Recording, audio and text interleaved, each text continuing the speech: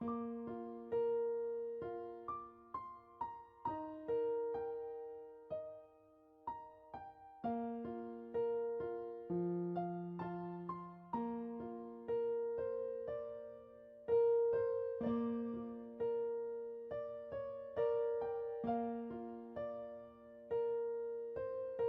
pagi, Bapak Ibu dan saudara-saudara yang kasih Tuhan kita Yesus Kristus. Tiba pada pagi hari ini kita akan kembali membaca dan merenungkan firman Tuhan.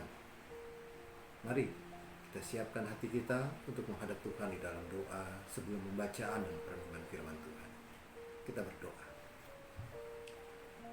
Bapa kami bertahta dalam kerajaan surga, kami bersyukur Engkau telah menyertai kehidupan keberimanan kami hingga pada saat ini.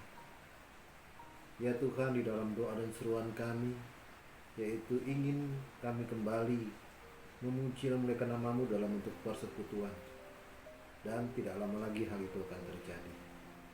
Kami yakin dan percaya itu merupakan kuat kuasa daripada-Mu di dalam kehidupan keberimanan kami, di dalam doa-doa yang dipanjatkan oleh seluruh warga jemaat-Mu, dimanapun mereka berada. Untuk akhirnya mereka hidup dalam persekutuan di era new normal nanti. Inilah doa dan harapan kami.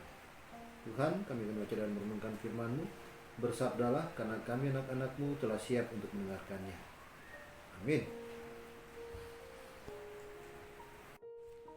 Tak kutangkan hari esok, namun langkahku tetap, ku berjalan serta Yesus, maka hatiku tenang. Ya, Shalom, selamat pagi Bapak Ibu kasih Tuhan kita Yesus Kristus.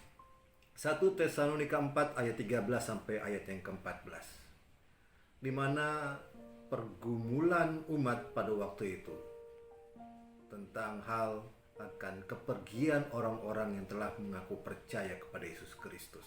Kemana mereka?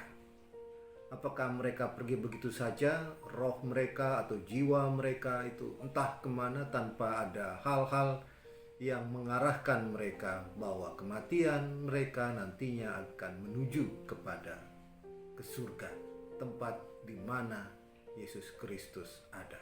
Ketika Yesus bangkit pada hari yang ketiga, dan pada hari berikutnya, hari ke-40, ia terangkat ke surga.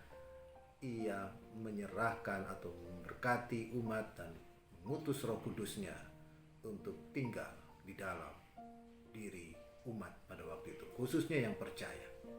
Dan oleh karena itu, jemaat di Tesalonika bertanya kepada Paulus, kemana roh-roh itu akan pergi? Paulus menjelaskan. Ya, Paulus menjelaskan dan untuk akhirnya jemaat dapat mengetahui. Ayat ke-15. Ini kami katakan kepadamu dengan firman Tuhan, kita yang hidup, yang masih tinggal sampai kedatangan Tuhan, sekali-kali tidak akan mendahului mereka yang telah meninggal. Paulus menjelaskan bahwa ada kehidupan bersama dengan Allah ketika mengaku percaya kepada Yesus Kristus. Dan ini bekal dan ini suatu pegangan yang luar biasa untuk umat pada waktu itu. Karena Paulus tidak ingin pertanyaan panjang lebar selanjutnya yang akan terjadi. Ada pertanyaan tidak akan pernah putus. Pertanyaan itu adalah apa yang akan terjadi pada hari esok atau pada hari-hari selanjutnya dalam hidup ini. Nah, itu kalau ditarik dalam kehidupan keberimanan kita, jika memang berkat Tuhan itu telah disediakan bagi kita, tentunya kita akan malas untuk bekerja. Toh bekerja susah payah juga berkatnya itu juga. Toh apa yang kita kerjakan pagi-pagi bangun, malam kita pulang, toh itu juga yang kita terima. Paulus tidak ingin membahas hal seperti itu, karena nantinya akan membuat kemalasan bagi umat. Karena umat lebih baik menanti hari Tuhan saja. Ketika hari Tuhan tiba, tentunya umat lebih senang akan hal itu terjadi. Bahkan makin cepat makin baik mungkin. Dan oleh karena itu, Paulus lebih baik kita membahas tentang hari di mana ketika kita pergi dari dunia ini, ya, ke kehidupan yang baru bersama-sama dengan Allah. Saudara-saudara yang dikasihi Tuhan kita Yesus Kristus, sungguh besar iman percaya Paulus. Padahal kekristenan atau keyakinan pada Yesus Kristus yang ia alami hanya ketika ia berjumpa dengan Yesus pada saat perjalanan ke Damsyik. Sekarang bagaimana dengan kita? Perjumpaan dengan Allah sering kita alami dan kita jadikan sebagai satu kesaksian.